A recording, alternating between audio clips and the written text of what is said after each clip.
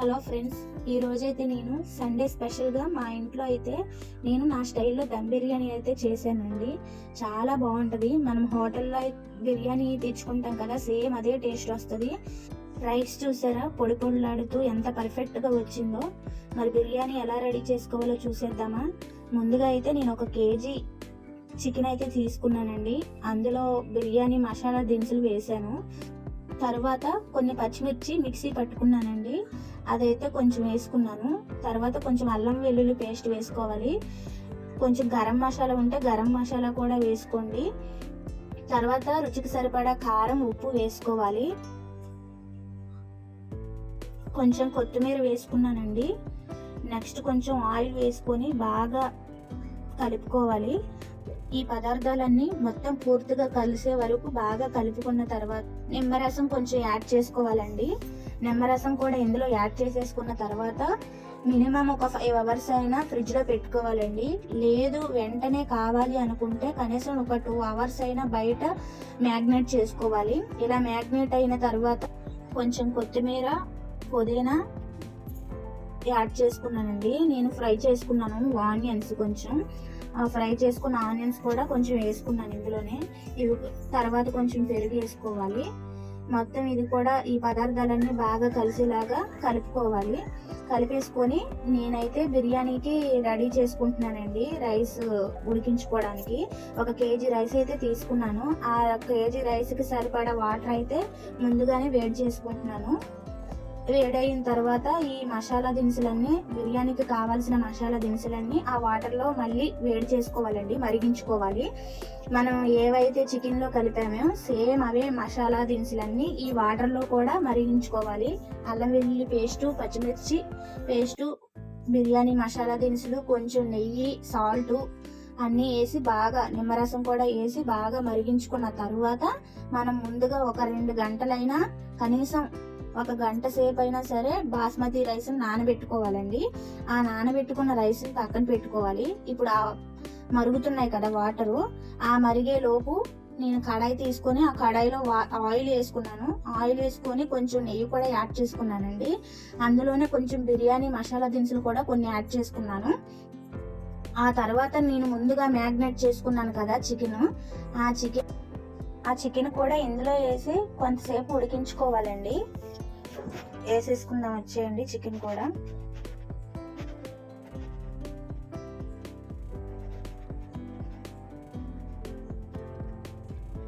ఉన్న చికెన్ మొత్తం కూడా ఇలా వేసుకొని బాగా కలిపేసుకొని మూత పెట్టేద్దామండి.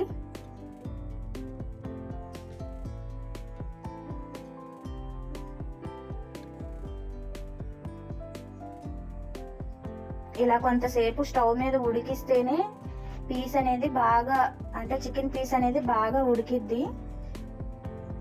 ఇలా వాటర్ మరుగుతుంది కదండి, ముందుగా నానబెట్టుకున్నాం కదా బాస్మతి రైస్, ఆ రైస్ కూడా ఇందులో యాడ్ చేసేసుకుందాం.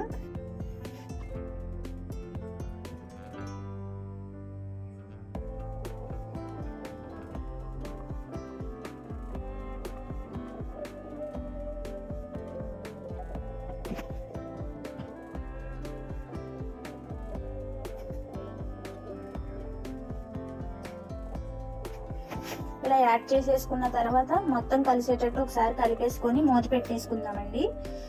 ఇక్కడ రైస్ కనీసం ఒక 80% మాత్రమే కుక్ అవ్వాలండి. మిగతా 20% ఈ దమ్ పెట్టుకుంటున్నాం కదా, ఈ దమ్లో కుక్ అవుతుంది. మిగతా 20% ఇలాగా మొత్తం చికెన్ కూడా ఇలా కుక్ అయింది కదండి.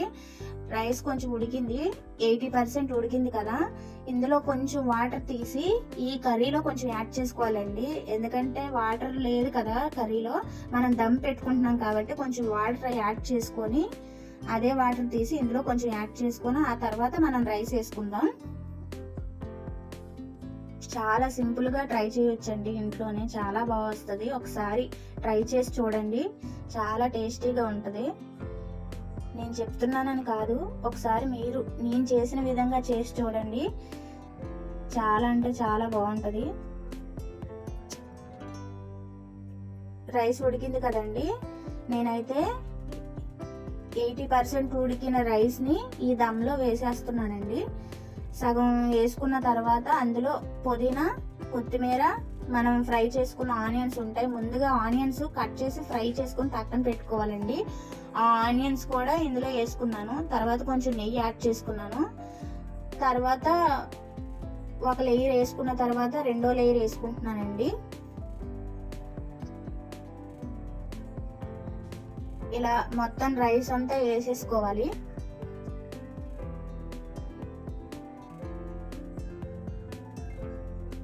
ఇలా వేసేసుకున్న తర్వాత మనం పుదీనా, కొత్తిమీర, ఫ్రై చేసుకున్న ఆనియన్స్, మళ్ళీ నెయ్యి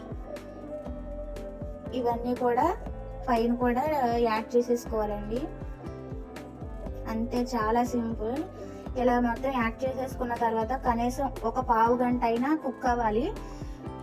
10 మినిట్స్ హై ఫ్లేమ్లో, మిగతా 5 మినిట్స్ లో ఫ్లేమ్లో ఉడికించుకోవాలి.